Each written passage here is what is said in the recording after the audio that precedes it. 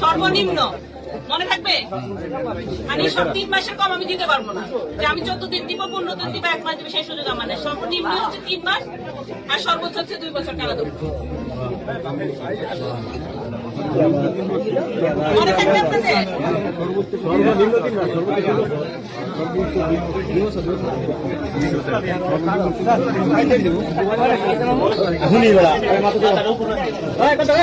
শুধু এটা না, এটার সাথে হচ্ছে আমি যে অর্থদণ্ড দিতে পারি। বুঝতে পারছেন? শুধু কারাদণ্ড না, কারাদণ্ডের পাশাপাশি যে কোনো পরিমাণ অর্থদণ্ড ওনাদেরকে দেওয়া যাবে। ওনারা আপনাদের সামনে স্বীকার করছে উনি ক্রয় করছেন, পান করতে আসছেন, উনি ক্রয় করছেন, ওনার কাছে ইয়াবা পাওয়া গেছে, উনি অলরেডি বিক্রেতা। আপনাদের সামনে স্বীকার করছে, তার মানে কি তিনি অপরাধী।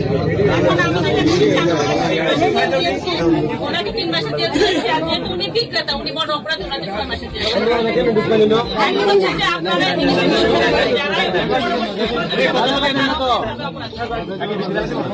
আমি আশা করবো আজকে পর থেকে এই বাজারে কেউ আর মাদক সেবন করবে না। একটু আমার কথা শুনে এই বাজারে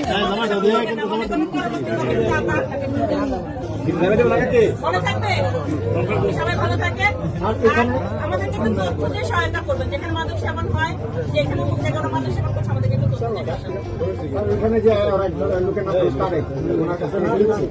ওনার বিষয়ে কোনো সিদ্ধান্ত আছে কিনা এই বিষয়ে যদি আপনার